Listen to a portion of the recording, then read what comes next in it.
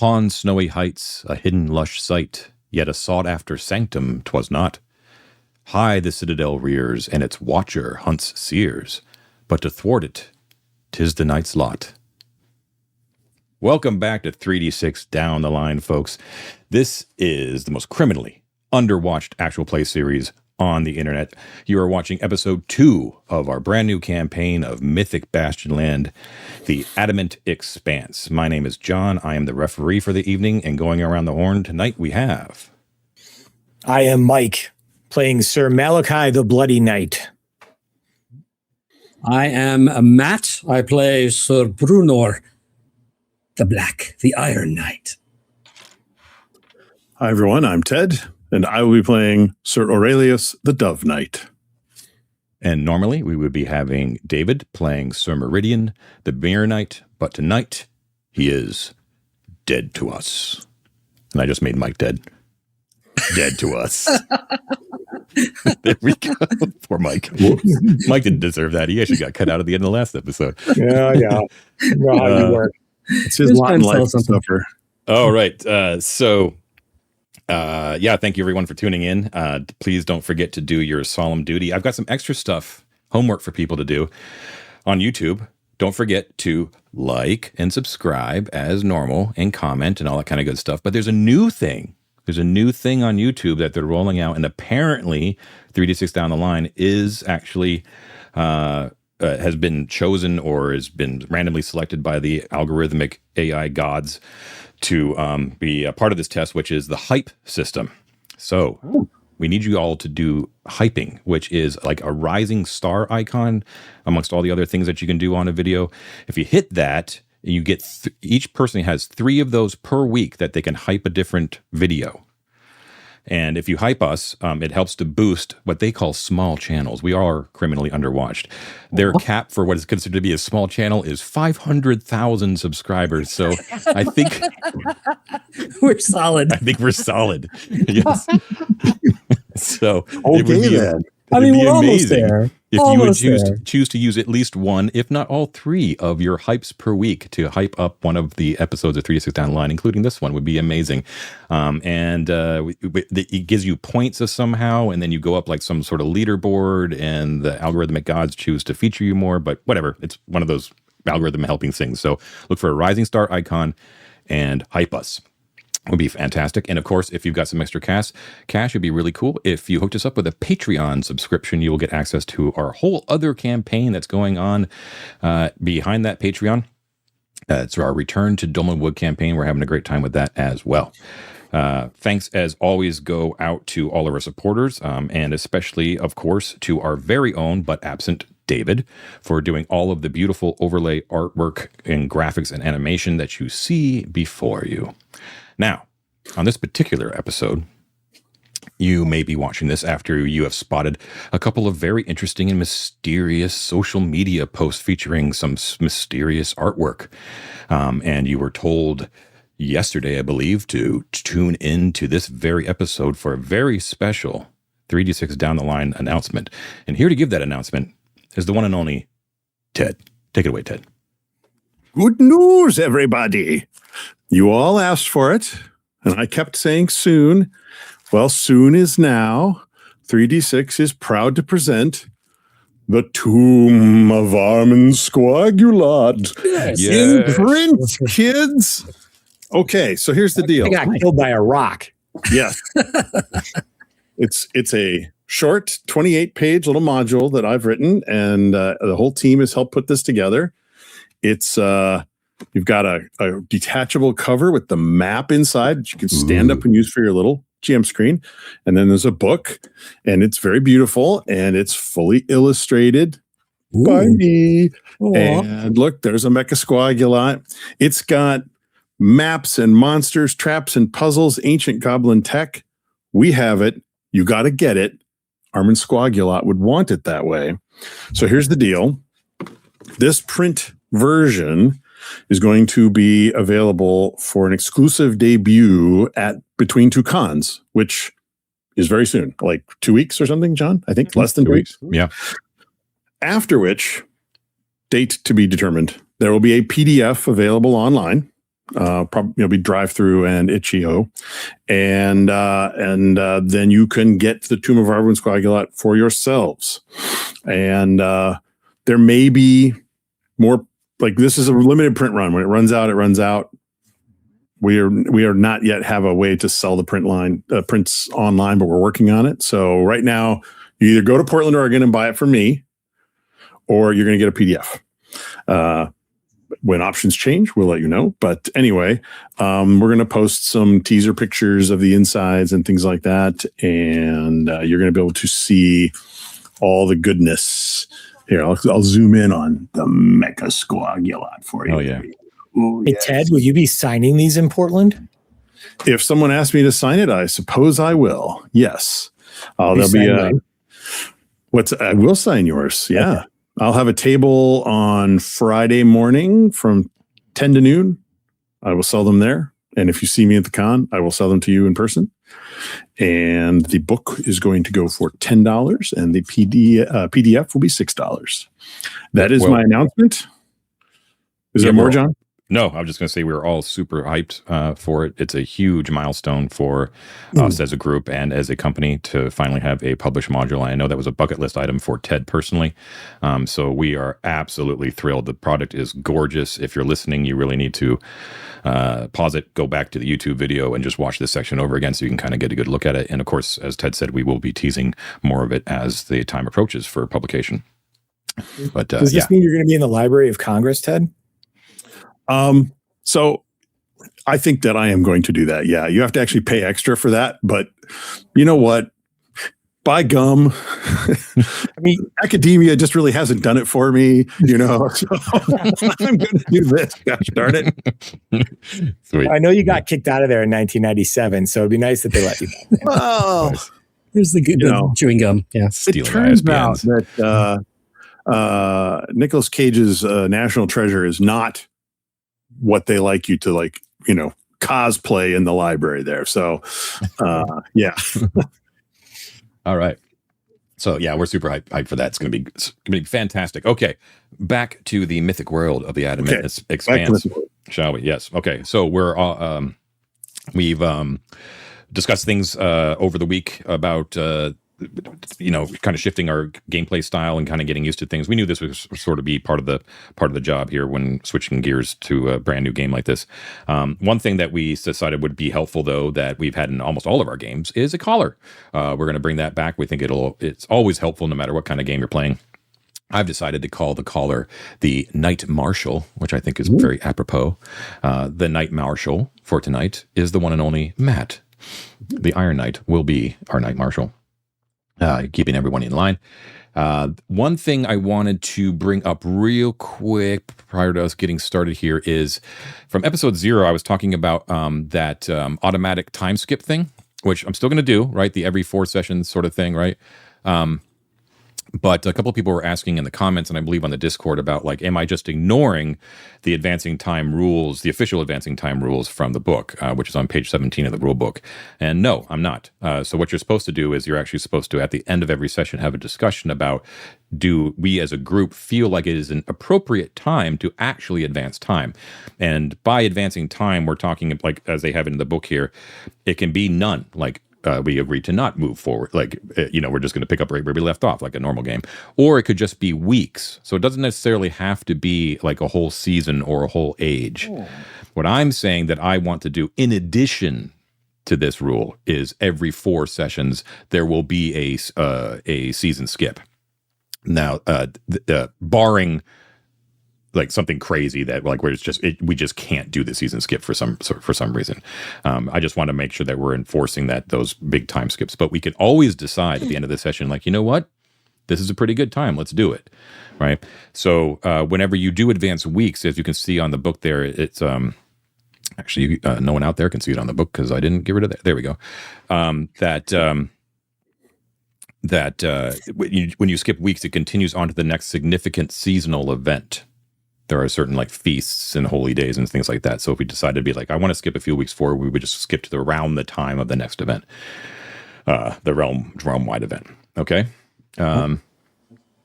Okay, and last thing, part of bookkeeping before we actually start picking up in media res was that because the last couple of minutes of our episode got chopped off on episode 1, we unfortunately had to ditch Mike's description of Sir Malachi. He was the only one of the 4 knights who didn't get his moment in the sun.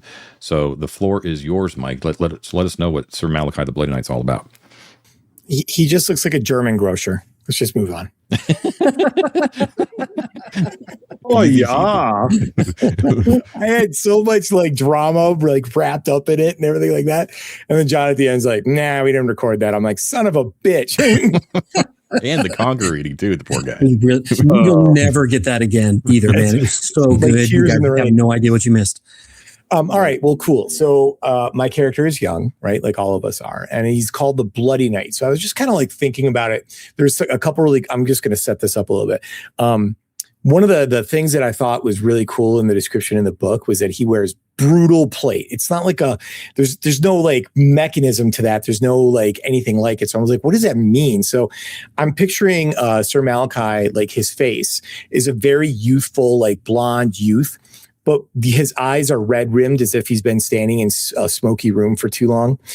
Golden hair down to his shoulders, but then encasing this like beautiful youth is this like slate gray, battered, dented plate mail with random spikes coming off of it, and rusted. And the rust is like running underneath the pauldrons and the vambraces into like these almost like red rivulets of like, looks bloody, right? But it's just rusted mail and plate. His helmet, he has a helm and the brutal plate and also like chainmail underneath it.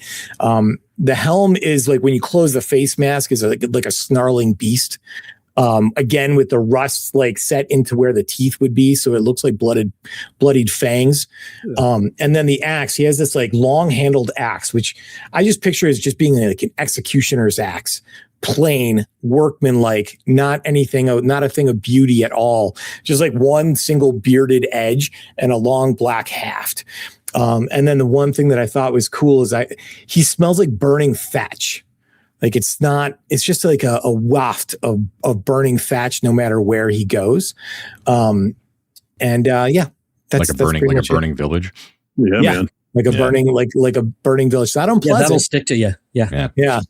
Not unpleasant, but yeah, it's there. Awesome. Is the armor, like if you're envisioning it, like is it form fitting or is it like really big, like wide, big and bulky, kind of like but like so like in the scene of Excalibur where Arthur is fighting Lancelot, and Lancelot's armor is shining and like svelte and like all put on him, and Arthur is just clanking around and falling down, and his armor is just jangling, and it looks more like Arthur's armor than anything else. It just looks like it's beat to hell and it's been through the wars.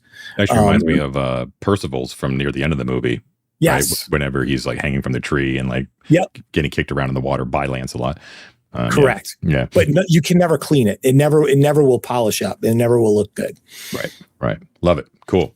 All right. So we got 2 emo sort of guys and we have two sort of florid looking guys, right? Yeah.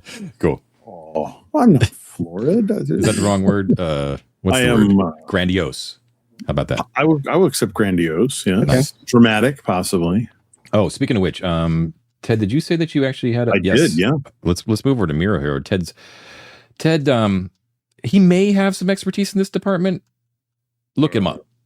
But over here on Miro, inspirations for the Dove Knight. Cool. Yeah, so there's those winged hussar armor. Oh, those are awesome. Yeah. Of course, his wings, because I rolled a 6 on the chart, his wings look far more real than that. But the scale armor seems right. Of course, he's not wearing a Zishega like those guys, so that's why there's a picture of a Salet helmet there, that really fancy Hungarian. That's how I pictured a Salet, actually. Okay, I'm glad that I was is, actually picturing that right. Yeah. So his armor is sort of not exactly Polish hussar, which is, kind of later than what I imagine we're setting is, probably like 14th century here, but imagine like scaled armor and the wings coming up and then this Gothic kind of Salet, and I think that's pretty cool. That is pretty cool. Samurai armor sometimes have, I know they had the flags, but didn't they sometimes have like almost like 2 banners coming off of them? Because that's what I was picturing in my head. Almost like silk. Yeah. almost like something silk that was like baffling behind you. But this is cool too. Yeah. This is more illustrative of what I think you were like.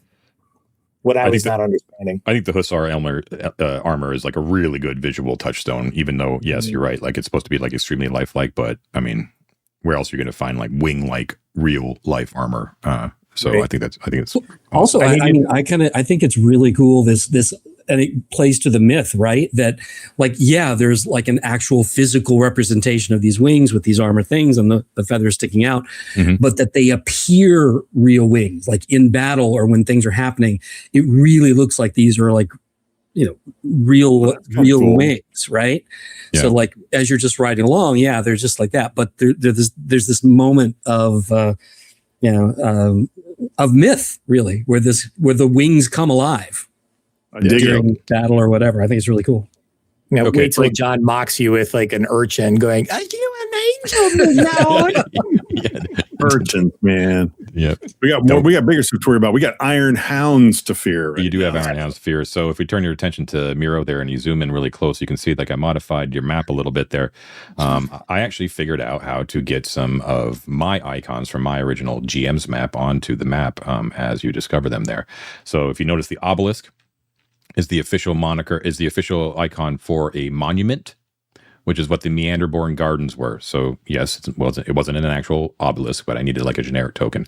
So anytime you see an obelisk appear, that is a monument, which is one of those places where if you spend a phase there or whatever, you can actually recover all of your spirit.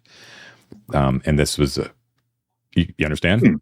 I am not seeing a monument. Or an obelisk. It just looks like a mountain, Ted. You guys zoom in. You changed the actual graphic of the X. Okay, it's overlaid the mountains. Okay. Then you also have the you haven't been there, but the sanctum you were told by the orbital seer who was fleeing where it was. So yeah, that's going to be that little domed structure there is going to be the symbol for a sanctum, and then. The last thing I want to point out is that if you notice in the two mountain hexes that you've been in, there is like a red, one side of the hex is red. That's the no-go. Yeah, that's the no-go. Okay. I love that. Yeah. Now, just like because of my the little way yellow that triangle, John? You didn't like my little yellow triangles and my little... They were.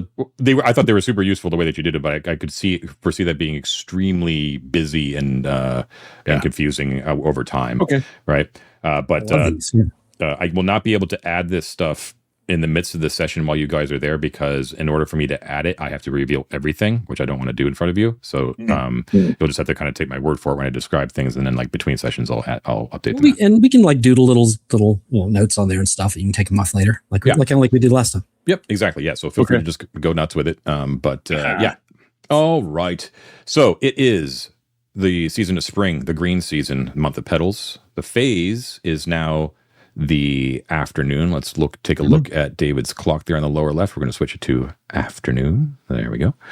And you are currently in a tangled boreal forest.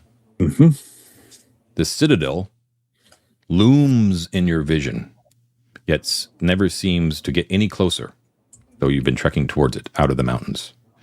You have just encountered a very strange being known as the Orbital Seer, a humanoid figure made entirely of varying rotating sorts of rings made of all sorts of different materials and rotating at different angles, who spoke in a strange ringing voice that told you that she was fleeing the Watcher of the Citadel, who was hunting Seers. She had flew the coop from her sanctum up in the mountains, which was known as the Eyrie of the Wheeling Heavens, and was looking for another sanctum, or some place, not another sanctum, but another place where she could hole up until this threat of the Citadel was thwarted.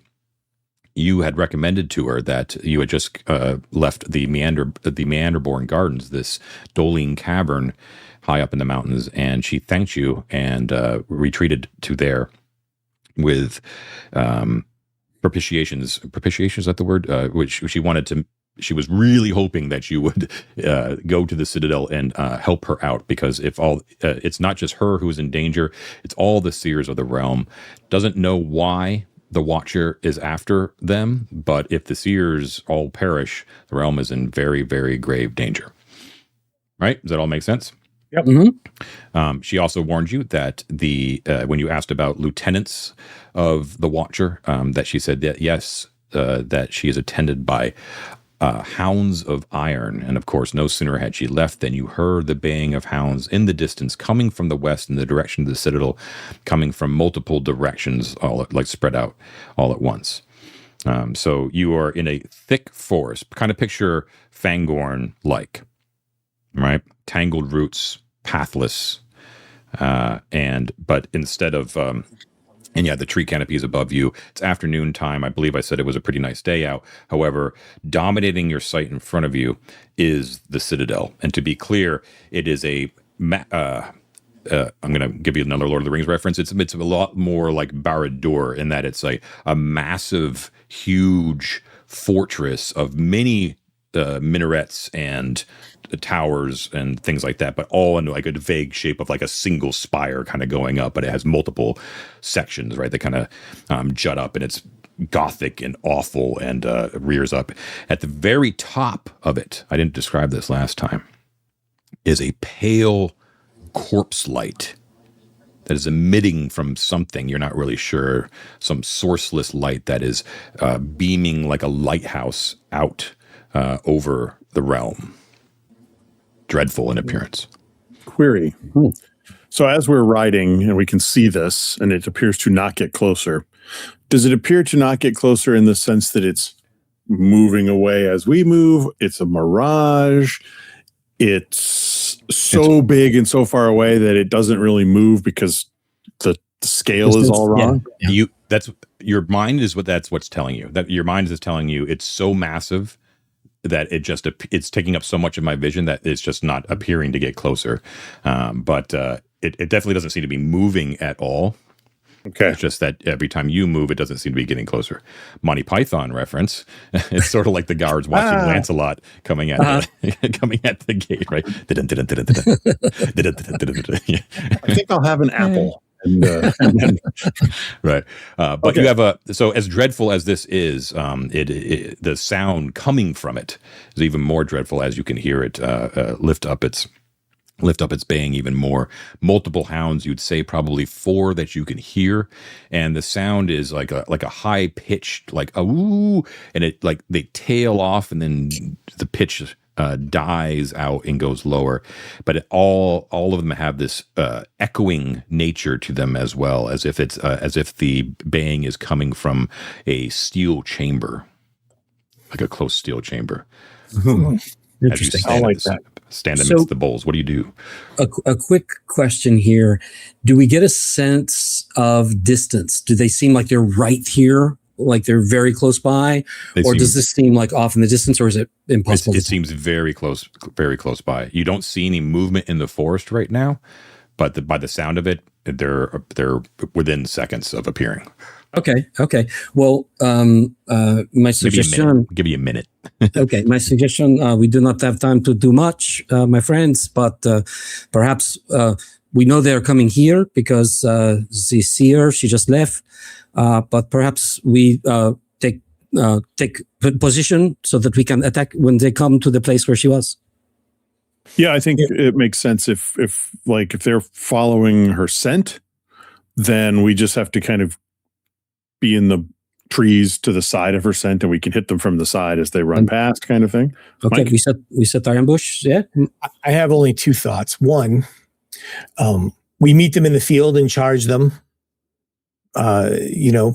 Hopefully catching them by surprise. The only other thing I could think of is that we lead them someplace where we can meet them one-on-one, as opposed to being attacked by multiple enemies. Well, there's 4 lead of them them on a merry chase through the forest until we get to a narrow place where we can meet them. Oh, I see what you mean. Oh. So to be clear, the Orbital Seer told you, she might be wrong, but who knows? She said that the hounds course after the Seers. Right. And you very well might just be in the way. I do not think. Yeah, I don't we think they can't will. lure them elsewhere. So we can't Like lure us. them to like a more advantageous place. Okay. And to Well, then I clarify say as we well, just hide in the bushes and charge. yeah, you could do that. Also to be more clear about the direction, they're all coming from the west, but it's obviously that they have spread out to sort of encompass the entire 180-degree arc of the west, right? So they're coming in. You know what I'm saying? Like they're not coming as like a tight pack. You guys are a tight pack, but as you hear the sounds, the continuous baying sort of approaching, you can tell that they themselves are converging. So I think what we're going to need is some twine and a shovel. And, wait. You are into the wrong game, my friend. Okay. I'm So sorry. my question is, are you guys going to stay here and hidden and leap out, or are you going to see what they do?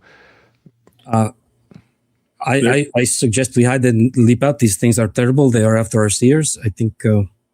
Yeah, I think an ambush, hit them hard and hit them fast is the only way to go. All right, I need to Well know. spoken, brothers. Let's meet them on the field. All of you Outstanding. have mounts.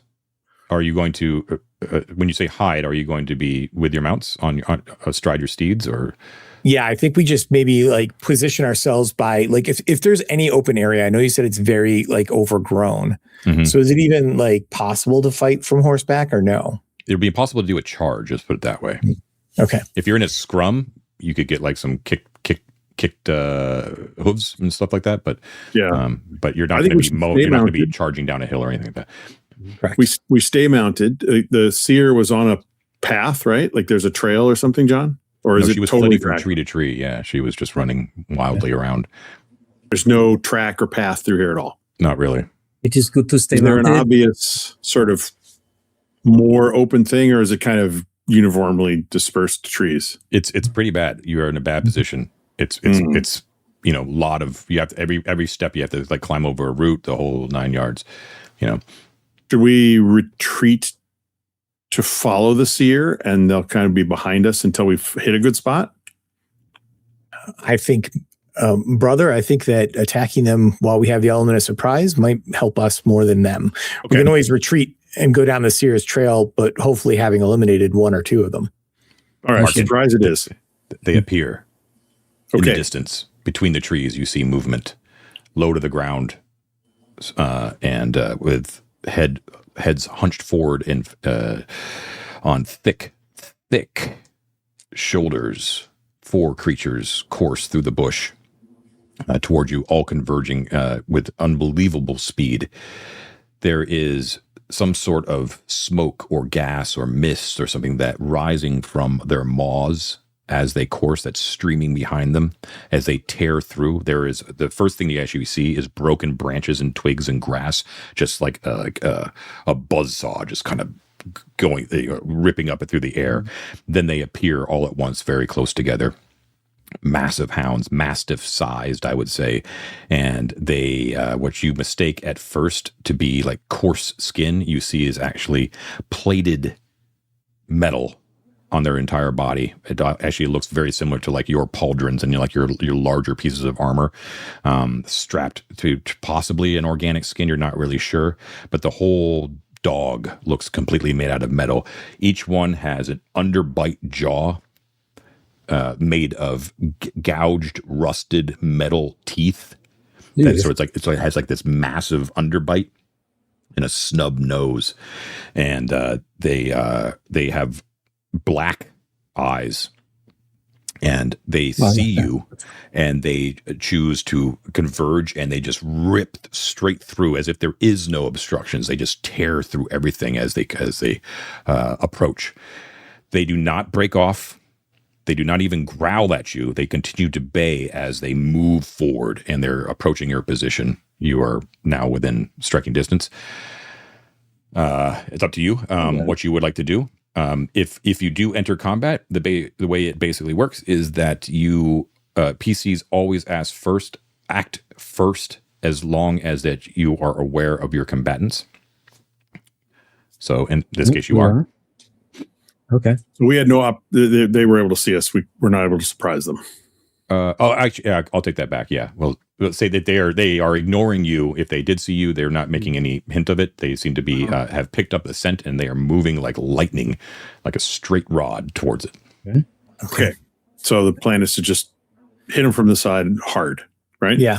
Now the other question is do we want to dogpile, one of the dogs, or do maybe two of us attack one and one of us attack like another one? Why don't I would say just to split it up, right? Why don't you two attack one? I will attack another, and we will see what their defenses are like. What's your dice pool, Mike? You've got that. Well, on horse, I roll a D10 for my axe and a D6 for my horse.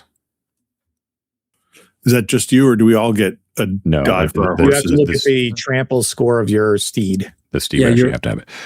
Okay, let's take a step back, because we're entering into our first combat. We have yet to. We've done our other games of this, in the past as well. So, but we're not experts at this, so we're going to walk through it slow, and we're also going to walk through it slow for the audience out there as well who may not be familiar, with this feature of the game, which does tend to be its a selling point. Let's put it that way. So, real quick, the first thing you got to know first off is what a turn is. It's like it is in other games, but I shouldn't say it's like a turn, like 10 minutes, but it's like a round. A round or a turn is enough time to move and then perform an action, nice and easy. But here's the key: always in that order. You always move first, then you perform your action. If you want to move afterwards, you actually have to expend a die to perform a gambit to do it. Right. Okay. Right. So always move first. Kind of keep that in mind when you're strategizing. I already told you about surprises. And then, yes, this is an Into the Odd game, an odd-like game, which means if you watched our Cairn series where Matt ran it, you may have seen something similar where you don't roll to attack. You don't roll to hit. You're just rolling dice for damage and automatically applying it. Enemies then subtract that damage from their armor. And then the remaining damage gets taken away from their guard, which is a tally of points, which you may equate to hit points, but you shouldn't, because what guard actually is your ability to avoid damage. So if you take enough damage and you still have guard left, it means you just didn't get hit. You avoided the damage. However, if your guard, if the damage carries over and depletes your entire guard, then it goes into your vigor, and that's when the attack actually hurts you and wounds you. And if you ever take more damage than half of your remaining vigor, you are mortally wounded. All right, so that's the basic harm and death sort of thing. And there's lots of stuff that you can do, but let's just walk through it as we kind of go through the combat. So I'm hearing that Matt, you're attacking one of them, and then Sir Bruno is attacking one of them, and Sir Aurelius and Sir Malachi are attacking one at the same time. Well, that's what I was asking about dice pools, because Matt's got 2d8 attack dice. I have 2d6, which is good, but not as good as 2d8. And what have you got, Mike? You said you got your horse? A D10 for my axe, and a D6 for my horse trample. So in terms of divvying up 1 and 2, I think that makes sense. Like where Matt is, possibly going to roll better, but we'll have more dice to do some gambits with. Yeah. So I think that makes sense. And since they're like pursuing something, like trying to stop them is going to be good. So a stopping gambit's probably going to be all right. Right. So let's see what happens. Let's do Sir Bruno first, since he's attacking alone. All right. So it's just Sir Bruno. You're going to charge up on my horse. Yep. And I take one swing with my black cleaving blade. Okay. Matt, do you also have a horse with trample? No. You're the only one, Mike. No. Okay. All right, here we go. First roll. Yes. I rolled an 8 and a 5. That's great. And a 5. Okay. Cool. So you rolled an 8 and a 5. So you can choose now to divvy that up. So you actually, this is an interesting roll. It explains a couple of rules, because normally you would look at that 8 and be like, that's going to be damage. That could be what you want to do. Then you could use the 5, which is the target number for doing a gambit is 4 or higher. So you can do damage with 8 and then choose a gambit to do as well. Or you could do 5 damage And you could use your 8 as a strong gambit, and a strong gambit requires an 8 or higher. Strong gambits are better gambits. You can basically do a normal gambit, but the victim doesn't receive a save, which they normally would, or you could do something with much greater effect, and you would have to convince me of it. Well, I have this cool sword, John, cleaving blade, and on a roll of an 8. It is a strong gambit, so they get a chance to save. But if they do not save, now they're not wounded yet, so I could take a limb off of this. So with the sharpness of this blade, I could charge in, and given that our intention here is to stop these things from chasing down the seer, I think aiming for lopping off one of these legs would be amazing. So I'd like to use the 8 as a strong gambit to try to dismember one of these dogs. Great. So and my 5 will be as a damage. So 5 will be the damage, okay, and 8 will be the strong gambit. And let's first see if the gambit works. So they actually do get a when you perform saving throw. Do they get the saving throw though? Oh yeah, the target receives a saving throw as normal. Yeah, it's a little. Normally they wouldn't, but yes, for this they do. Okay, cool. So I'm looking at their vigor, and I am rolling that. Okay. All right. So you come out of nowhere with your horse, and you swing that massive, straight tipped cleaving blade downwards and against its leg, and there's a rending shear as like sparks fly up, but it doesn't slice through the leg. It didn't see it coming, so you're definitely going to do the 5 damage, but its metallic body is extremely thick and extremely agile at the same time. So you're only actually going to do you're going to do 2 points off of its guard total. So 3 into its vig? No, because it has armor. Oh, okay. So you did 5 damage. Your strong gambit didn't work. It soaked 3 of the damage, so it's gonna take 2 off the guard. And you actually drop it down to exactly 0. Oh, scars. So okay. Sorry, just rolling some dice here. Oh, I need some scrap paper. Burp, burp. So when you take a scar, you roll the damage die of the weapon. So you would roll on the scar chart with a D8.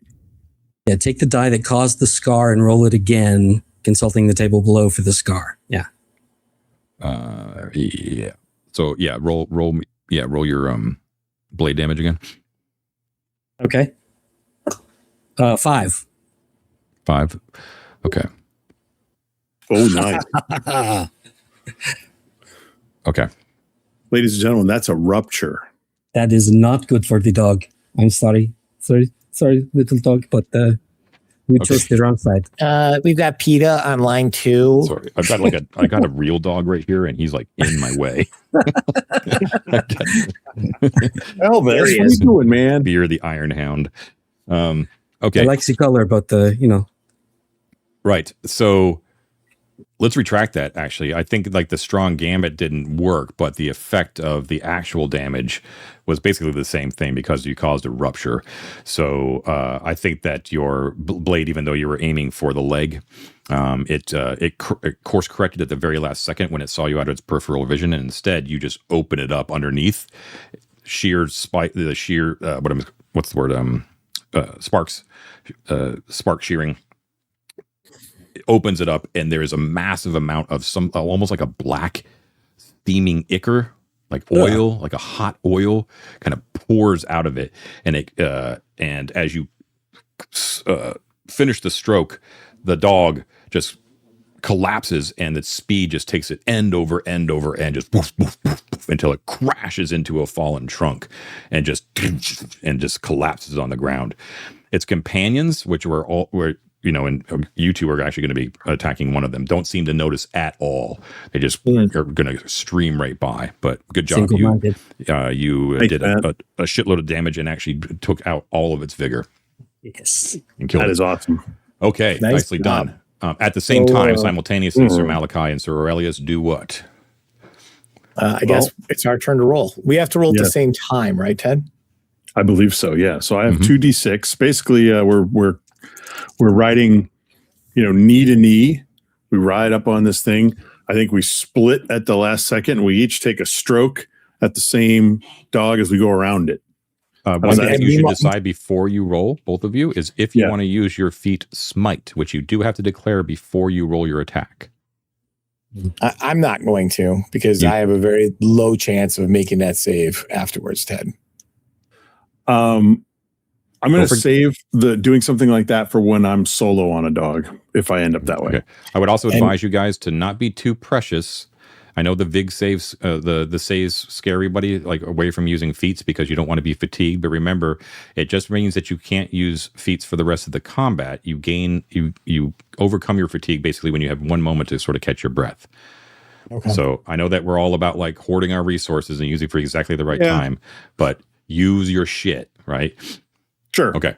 But we've still got 3 dogs to bring down. Correct. Yeah. I just don't want you to get in the bad habit of thinking, I won't be precious. I got to save it. No. This isn't about saving it. It's about using it on another dog. Gotcha. Okay. And John is doing this is one thing I was unclear of when I was reading the book. So say I do run up to it and I want to smite it, right? Mm-hmm. Does the D12 for the damage for the smite replace your weapon damage? Or is it in addition to? You see the plus. Okay. Plus, I plus saw D12. that. Yeah. But it still is it's your attack action, correct? It's your attack action. Mm-hmm. Okay. Yeah. And is that a vigor save? A vigor save, yeah. All right. So there's no problem with me using the smite and trampling it for that. Yes, but it would not affect your trample. It would affect your sword swing. Correct. Right. All right. Yep. And if I fail, if I do the smite no matter what, or do I not do it if I miss the save? That's a key point. The feat always works. Always works as long as you have it. It's just, will you be able to use it again? That's the key point. Then, John, I am going to do it. I'm going to smite that fucker with my executioner's axe and trample it under hoof. Now, okay. I know we're getting into the weeds here, but this is good. You have an option. When you smite, and remember, it's going to succeed no matter what. You can add a D12 to the damage, or you could do blast. Here's the cool thing about my character. If I drop an enemy, my next attack is blast. Okay, yeah, but you could do it with this blast right now with your smite, and then also blast again. Yeah, I know, but there's only one enemy here, so there's only one enemy, so affecting it in blast. Would I be able to get the other ones? Yes, as long as you can sort of narratively describe it, then yes. That's what's so fucking that you are badass hero knights, man. Okay. All right. So Ted, I'm sorry, and I don't want to slow us down, but Ted, what do you think? Should I do the blast or do the extra damage? Given that we have 3 hounds, I think what's going to happen here is you're going to do the blast, which means that you're charging. I know it's not a real charge because of the terrain and so on, but you're charging up to these 3 running dogs, and I'm right at your side, and you do the blast, and that means you just sort of crash through all 3 of them as I'm right behind you, slashing left and right. I love it. Blast. That's right. One other mechanical thing that you should be aware of with blast is that you're rolling damage separately for each target that you're hitting. So it's not like you roll once and then you apply that much damage to each one of them. You get to roll again for each one. Okay. I'm actually I'm scrolling through the book right now trying to find blast, and I'm not finding it. 8. It says blast attacks target everybody in their area, rolling each separately. Yep. Which, to clarify, John, since Mike is doing blast, but we're attacking together, does that affect me or not? That's a good question. I'm going to give you the benefit of the doubt there. I think that'd be a little bit too cruel. You're not berserk. You're not going crazy where you can't tell friend from foe. I think the rules is no, that's not what I mean. I mean, we're attacking simultaneously and coordinated. right? We're pooling our dice. Yeah. If he does a blast attack, do those dice pool for the other 2 targets? Just Mike's attacks. Oh no, it's just Mike's attacks. Yeah. Yes. Okay. So the first attack will get my 2d6 added into it. The other 2 would not. That's correct. Yes. Okay. Unless you blast too. You could he's also not going to blast. attack me. I understand that. That's Yeah. And then that's what the you were asking. blast is just based off of my weapon die, correct? Yes. Okay. Okay. I mean, Shall we but- do a 10? I'm and rolling a technically, D10 and I'm like- rolling a D6, and you're rolling your 2D6, correct? Yeah. Yep. Ready? I mean, technically, Ted could also blast. He could, but he said he wanted to wait. I'm and saving see. my smite Okay. if there's still a dog standing. Okay, Mike, Yeah. what did you roll? Let's see. I rolled an 8 on my 10-sided and a 4 on my 6-sided. Nice. Okay. And Ted, And John, I rolled 2 5s on my 6-sided dice. 2 5s. Okay. I a can't lot of put 2 5s gambits, up on the Ted. board, but everyone out there just pretend to roll 2 5s. Okay, so let's do the first dog that you guys crash into. Yeah. Right? So we have potential for big damage plus 3 feats, or you could do medium damage and do a strong gambit.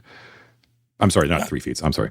You could do potential of 8 damage plus 3 gambits, or you could do like mid damage, like 5-ish, and do like you could throw in like a strong gambit there with the 8 if you wanted to. I feel like we do high damage, Ted, and use one of our gambits to bolster the attack and give it a +1. 1 to stop it, and maybe 1 to repel it. What do you think? So I've got 2 5s Mm-hmm. And I have a 4. and you've got a 4. So that's 3 potential gambits. What you probably want to look at is usually people decide like what they want to use for damage first. Yeah, I I think think we should use the 8. Okay. The Now if you're, HP damage. so if you have And I 8, should bolster it. yeah, so that's good too. That the usual Mhm. default is like if you can't think of anything fancy to do, bolster. I should Bolster. definitely bolster it. And I can do multiple gambits, right? Or just one? You can do. So the let me take a look here real quick. Sorry.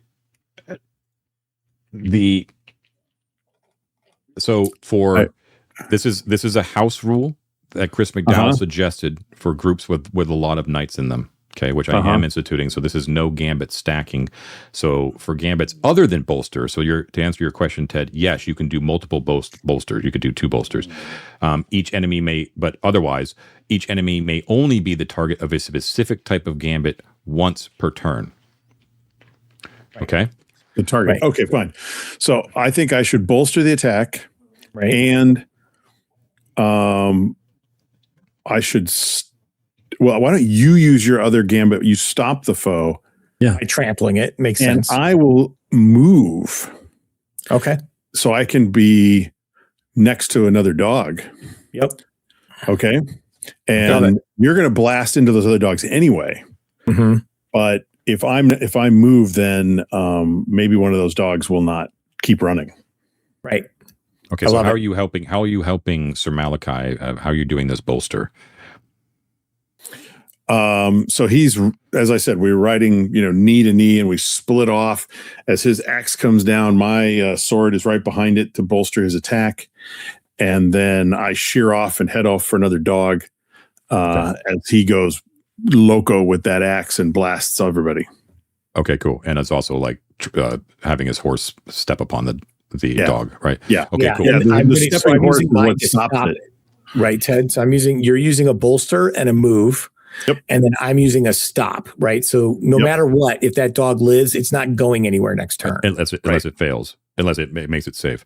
Correct. So, so gambits other than bolster and move the target receives a Vig save to ignore the effect. Okay, so it can't block. It can't block either of Sir Aurelius's gambits, which were a bolster and a move.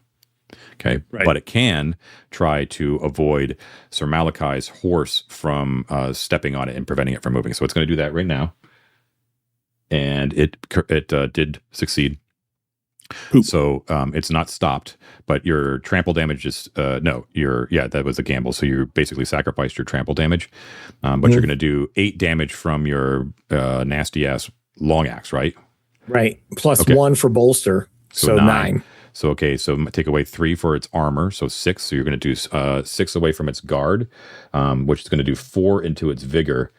So it is now wounded. It is not mortally wounded. Okay. So the only other thing I need to do now, John, is I need to roll my blast damage for the other 2 dogs. Yep. And I need to make my vigor save. Right. Yes. So let's roll your damage first. Okay. Big money, no whammies, Mike. A D10 again for each of the dog rolled separately. Yep. And I'm just going to grab 2 D10 and roll them separate or roll them together. So I got a 7 on one and a 5 on the second. Okay. So you know the deal. Yep. Those are not bolstered. And they're just going to be, I mean, I guess blast, it can't be used for a gambit, right? It just has to be used for damage. No. So it doesn't make sense. Oh, you can? So well, let me take a look here. Well, let me tell you this, Mike. From what we know of its armor and guard, you can deplete both of their guards. Yeah, I think that makes sense. No. I think you should absolutely do that. Was these? Okay, wait. Those the were 5 and the 7 damage. was that for the second dog total, or just? No, John. I rolled two 10-sideds for the other 2 dogs. One for each of the dogs. We should do one at a time. Okay. Yeah, What did you roll first? So I rolled a 7 for the first one. Okay, so let's do the second dog. So what are you doing for the second dog? So the 7, I think I'm just going to be straight damage. Okay. Yeah. 7 for this is straight damage. So you're going to be doing -3 is 4. So let's see. 4 gets through. So yeah, again wounded, and then the 5 against the third one. You're going to do damage again, or are you going to do a gambit? I think 5. I'm going to try and just stop it. You're going to try to stop it. Okay, cool. Let me suggest this though, Mike. I think you should just hit him and deplete his guard, because then Matt and I are going to be wanting to hit them next turn. Okay, I'm open to that. Okay, I don't want to. I think that stopping them might be more beneficent than trying to chase them through the woods. They've got a really high big save. They're just. I'm going to go with Ted's suggestion and just I'll just do damage, John. Okay, cool, love it. All right, so 5. So that's going to be 2 to. Okay, so that actually is going to scar it. Yeah. With the 5 shouldn't do as much damage. It drops its guard to 0. Yeah. Oh, okay. So what did you roll for that? It's a D10. A D10. Okay, roll a D10 again. Did a good one. A 10. Oh, a 10. You mutilate it. Sweet. Okay. All right. I don't like the fact that you guys had this chart, frankly. Oh. We won't look. Okay, John, you know I don't read rules. I never read rules. Okay. Our favorite thing about you, Mike, is old Mike would have read all the rules, Ted, and then lectured you about what the optimal move is. But now the tables have turned. Tables have turned. I'm wondering, because I'm just reading some of these effects and they're so specific to like human beings. Right. I'm wondering if this only happens to knights. Maybe. Because if it didn't, if it wasn't applied to creatures, it would actually kind of make sense, because because you're taking so much time to do harm and scars to like. Well, I mean, the chances of hitting guard 0 are pretty slim too. Yeah. Let's just dip out and read the book. You want to check the rules or something? Well, it's not in the rules. It's not here. Oh, it's not. John, I have like similar experiences from my old days in Warhammer Fantasy Roleplay, right? Because it had these very specific like critical hit charts for people. Yeah. So when you hit a beast, what I basically would just do is look at the overall effect. Yeah, no, I get it. I can make it up. I'm just saying, like, for the rest of this combat, I'll just use the scar tables for the enemies if necessary, but then I'll look it up in the break, which we're getting close to here. Okay, so it's technically a shield arm. So you drop it down to 0 guard, and we'll say that one of its, but you don't chop it off, but we'll say that you swing at it and it basically crunches the arm against its side, so it's just like useless. And it actually does, because again, you guys are attacking from surprise. They also don't seem to care that you're attacking them. Like, they've got better business to do. Like, you've never seen creatures so focused on something, right? So oblivious to anything else, and it tumbles to the ground, but not in like a destroyed heap like Sir Brunor's enemy was, right? It lost a leg, so it just tumbles to the ground, but it's immediately trying to get back up again. The crazy thing is, it doesn't even like look at you and try to defend itself. It's getting itself up with its eyes just towards the east, like just with single-minded purpose. Okay. All right. So normally, if it was an enemy that was fighting you guys, it would be their turn, right? It is. I have to make my save, John, still before. Oh yes, you go. thank you. Yep. Do your save. Vigor save, please. My vigor is an 11, so I have to roll an 11 or lower, and I rolled a 13. Okay, so I do not make it. Yes, you are fatigued. You can no longer use feats. You can use gambits and all that kind of stuff. You just can't use feats anymore. Okay. All right. So they are they're going to get up and they are going to book it. They're just going to run and just continue on their way. And they're not running away like fleeing from you. They're just continuing on their way. Staying on mission. Right. And they're not gone, and you have horses. So the battle's not technically over if you want to try to put an end to them. But they are able to disengage from you and continue on. There's one dead and one is severely crippled. It is limping and is obviously like the easy target. Like you could easily ride that one down. It's like way falling behind the other two who are wounded. This foe shall not escape our blades. I agree. I said we attack the fastest ones so that they do not get away. We can always circle back. I'm right on top of one because of my move that I used my gambit at the end of last turn. Right, John? Like I don't have to chase one down. I like with it. I'll buy that. Yeah. You were. Yeah. Well, sure. Yeah. But on their turn, they ran away. Yeah, but it's also happening simultaneously, right? Yeah. Okay. Yeah. Okay. What do you do? Okay. Going first, Matt? Go ahead. Yeah, I'm going to chase down one of the still fast wounded ones that are running. Okay. I'm going to take them. I'm going to take it down. I rolled in 1 and an 8. I like these dice. Okay.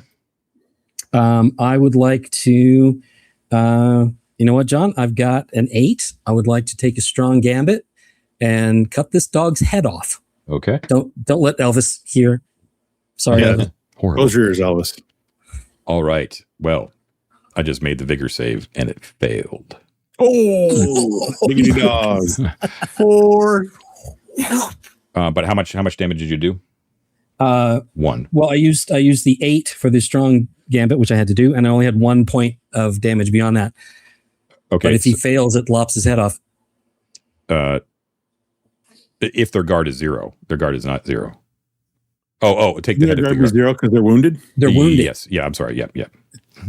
Take a head. Yeah, so their guard is 0 because we got down into there. Now I'm wondering, because it is like a headless thing, right? Like it should be like a rare thing. I'm wondering, like, does the guard have to be 0? Like at 0? Oh, Why well, wouldn't it be at 0 the if reading, they've already been wounded? Their Well, guard, not- their guard stays at 0, right? Like once your guard is depleted, it's 0. You need a moment of rest to get your guard back. Yeah, what I'm saying though, yeah, okay, I'll buy. Okay, so right. Okay, so yeah, you charge up from behind with incredible speed and you lop off its head. Mist and ichor combine, sort of spout forth from its innards, which all seem to be mechanical inside. Right. As you ride that one down as well and lop off its head, the cleaving blade is doing its work very nicely. As Sir Malachi and Aurelius charge forth as well. Simultaneously, right? So we'll say at almost the exact same time. I'm saying like all three of you doing your thing simultaneously. We'll say as Sir Brunor deals the dolorous stroke to the second hound, you hear far to the west behind. You hear a very sharp, piercing whistle. You go, weep. You guys dog whistle? It's very, very high pitched and very, very sharp, but you're all attacking simultaneously. So I'll tell you the results, the consequences of that in just a minute. Go ahead, Sir Aurelius and Sir Malachi. So I'd like to hit not the one with the busted leg. I feel like that's Mike's job to finish that poor beast off, right? Yeah. Sure. So I'll hit the other one, but it is wounded, right? It is, yeah. Okay, so I'm going to smite it and make the Strike of Serenity, which gives me an additional D8 to the attack. Oh, nice. So that's 2D6, a D8, and a D12. Okay. Holy crap. All right. Well, okay,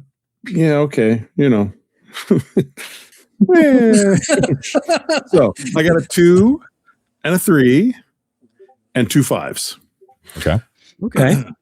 So I'm going to golly.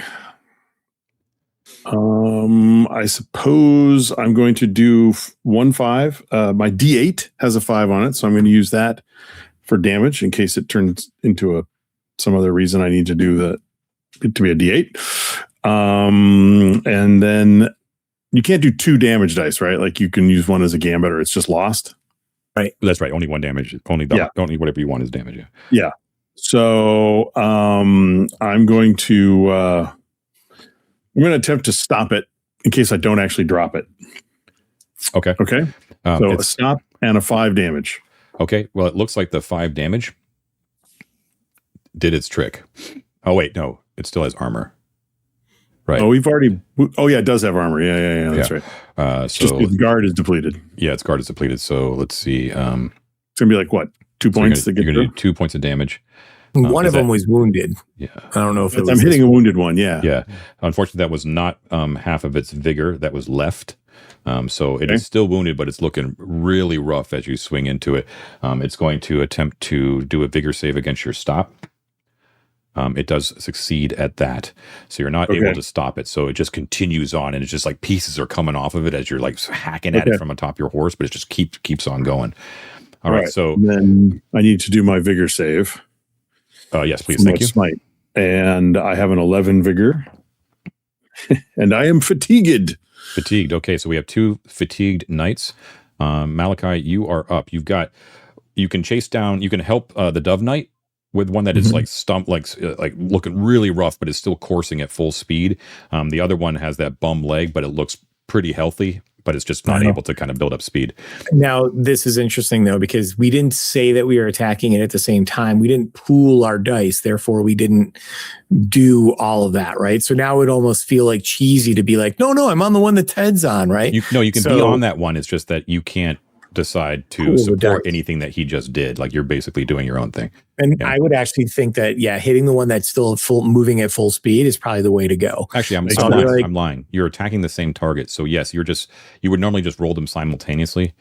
So next time we should just remember to do that, because now you could actually make decisions based upon what you roll, based upon what the results were that Sir Aurelius did, which isn't totally fair, right?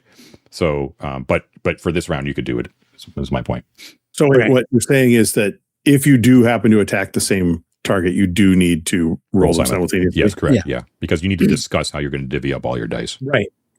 Yeah. So I guess my point is it cheesy for me to now be like attacking the same one that he just attacked? I don't mind. We just made a mistake, but you just go for it. Yeah.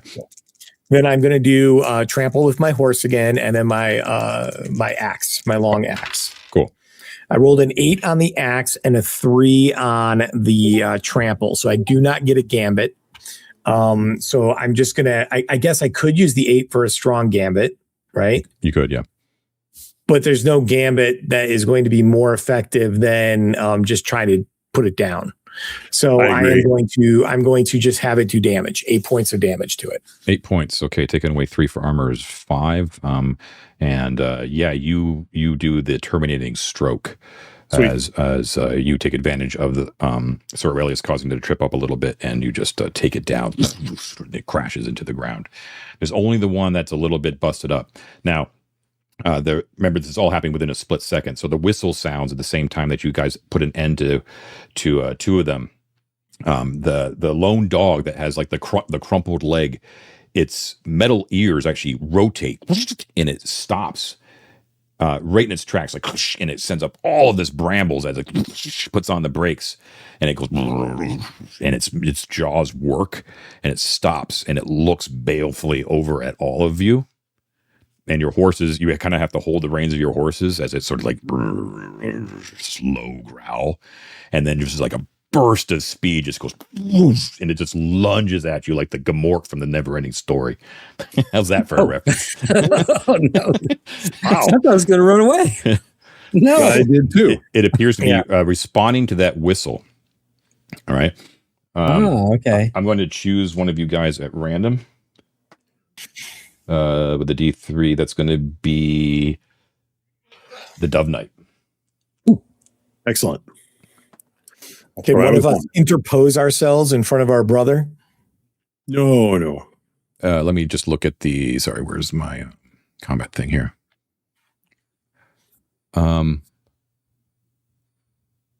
Okay, so I have a thing too. I can do a thing. Whoop, there's me. What? So I only rolled a 2 with its Huzzah. jaws as it comes towards you. So after you see my attack roll, you could you can't, Sir Aurelius, because you were fatigued, but you would not normally be able to deny if you wanted to. However, I only did a 2, and I'm pretty sure your armor's going to soak that up. Yep. And we don't have to like announce, because I can still deny because he's within reach of me, right? So the text for deny says, attack roll against you or an ally within arm's reach. Yeah, so that's the answer to your question there, Mike, that you were asking, interposing. You would do a deny, right? Yeah. But you couldn't. Only Sir Brunor could do a deny if he wanted to. You failed your thing. Yeah. But since it's not going to, it doesn't look like that might even strike. So I'll No. Right. His teeth scrabble ineffectually at the shining metal scales of my armor. Indeed. So the sparks go up and blind you suddenly, and the wrenching is horrendous on your arm, right? Like you feel like your arm's being like pulled out of your socket, and you can feel like intense pressure on your vambrace, but it just, you know, did I use the word right, Ted? I think I did. And the vambrace. Yep, the forearm, and it's like really intense pressure, and then he scrapes off as you just like, you're kicking your horse to like just drag it along, and it has to let go. Now would be a good time to pull out a poignard and stick it, but I only have a stout blade. Let me check my inventory for a poignard. Yeah. All right, I get so some wine, John, this one and I'm seems to going be to entangle it. So as it's stripped off of Sir Aurelius's arm up on high, it lands lightly on its 3 feet, and it appears to be completely focused on Sir Aurelius. You guys all have the mobility, though. It definitely has limited mobility. Okay, it's clearly a bird dog. I think we all curb stomp this poor dog. Hell yeah, I'm going to curb stomp it. All 3 of you together. All 3 together. Yeah, brothers, are we in? Yes. Yeah, man. Let's all gang up. I'm going to use my Smite of Serenity again because it's wounded. Did you make your save? You fatigued. It's not a feat. It's just an ability. Okay, so I need to know who's you're all rolling simultaneously, but I do need to know who's actually going to announce their numbers first, just for my overlay purposes. Oh wow, I rolled like a demon. 8-6. Mike, then Ted, then me. Okay. Okay, so Mike got an 8 and a 6. I got 2 1s and a 5. Oh, Ted. Yeah. Come on, Ted. He just bit me. What are you going to do? And I rolled a 5 and another 8. Okay. Okay. All right. So we got. All right. So you got 2 8s, you got a 6, and 2 5s, which are worth something. All right. That's a lot. You know it's at guard 0. Okay. Right. I might as well try to chop its head off, because if I fail, there's still, you can stop it. We can use the 5 to stop it, and then still that 8. Let's do the strong gambit first, and we can knock that right out. Right. Right. So let's see if that works. It does save against that. Oh wait. Over it. No, it doesn't. It failed. Sorry. It barely failed. Combat over. Yeah. Excellent. Yep. So you used the strong gambit, and you rolled crazy good, Matt. This is these are my new favorite dice. Yeah, so you all storm up in, but the cleaving blade does its work again.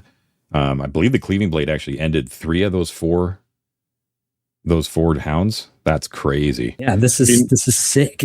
When I played the Iron Knight at that game we did at GaryCon, I did it. The Iron Knight is freaking awesome. Yeah, it's pretty crazy. At chopping the heads off things. I don't know if we can do anything else, but he certainly is good at that. Good for something. Okay, so that was awesome. I think that combat actually, I mean, you know, obviously went a little bit slower because we were explaining things, but you guys seem to grasp it like pretty well. Not bad at all. Yeah. Pretty exciting, right? And may I say, it had the desired outcome where we defeated a foe in a handy fashion, and there was a little bit of peril. Not so much peril we couldn't handle that kind of peril, but I think we've done extremely nicely. Guys. I think it was a good example, a good starter combat too, because, and I didn't design it this way. I had no idea that this would be your first combat, but the hounds themselves had no desire until the very end to actually attack you. Right. So every round they would have had their whole set of attacks to go after you, but they didn't. Right. And there must have been like 3 or 4 rounds, and only the last one had 3 rounds. Yeah. 3. So only the last one had one, and they only had 1 attack. So so that was really well done. Looking at, we're going to take a break, but I just want to let you know that guard. So I'm looking at page 9 here under Harm and Scars, under recovery. So your guard is fully restored with just a moment of peace. None of you guys actually had guard taken away after the danger has passed. And fatigue is also removed this way. So you just always remember that guard and fatigue, just basically, you're good to go all the way back up. As soon as the combat's basically over, you're good to go. So, so it's just fatigue for you guys. Is recovered. Right. So now you have your full suite of feats ready to go. Sir Aurelius will dismount and go off and draw his sword and kneel and offer a prayer for the success of our battle and for the safety of my brothers. I'm going to be like kind of kicking through the corpses and being like, no blood. Okay. Why don't we pick it up with investigating the bodies? That's actually true for the Bloody Knight. That's kind of suck. Damn it. This is incredibly disappointed. We'll pick it up with investigating the corpses of the Iron Hounds when we get back. Let's take our first break. We will be right back. Welcome back, folks. Well, unfortunately, we are 2 for 2 for not being able to complete an episode. We lost the entire second half of the episode due to some sort of technical glitch that I didn't discover until later. So here I am again to give you a little recap about what happened in the back half of the session. So after they got back from break, they take a look at the Iron Hounds and found that the hounds had markings on their teeth that indicated that they were able to home in on Seers. There was like indicators of like a Seers glyph on each one of them. They weren't able to peg whose was whose, but they determined that they were Seers because one of them was a ring, which they associated with the orbital seer correctly. They went forward toward the Citadel to actually encounter, and they encountered the Watcher of the Citadel named Satizi. And the Watcher claimed that the knight should step aside because she was protecting a destined future, and that she must destroy the Seers because they were false prophesying some other future, and she had to make sure that this future came to pass. And that future was that the Meteor Knight must leave the realm. She must ensure that future takes place. She didn't explain why, but she was hoping. She entreated the knights to either step aside or help her in this. They decided to rest at the base of the Citadel and give her their answer in the morrow.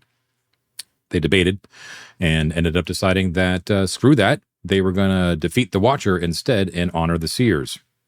So they attempted to engage with the Watcher, and they were quickly outmatched as orbs of fire rained down from the sky around them as she joined them in battle and knocked Sir Aurelius and Sir Malachi out with the flaming orbs, and then had Sir Brunor at the point of her blade.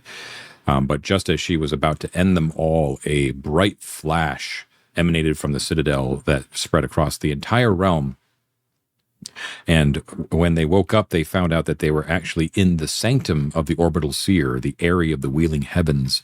Weeks later, after their unconscious bodies were tended to and carried to the sanctum by some woodsmen in the surrounding area near the citadel, they discovered the orbital seer told them that the citadel, they witnessed the light, and that the citadel actually disappeared from the realm.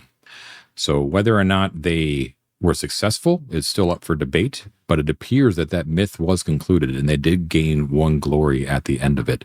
So all in all, very fun session at the end. I am extremely apologetic, and I'm extremely irritated that you were not able to actually see that in action. It was some really, really fun play.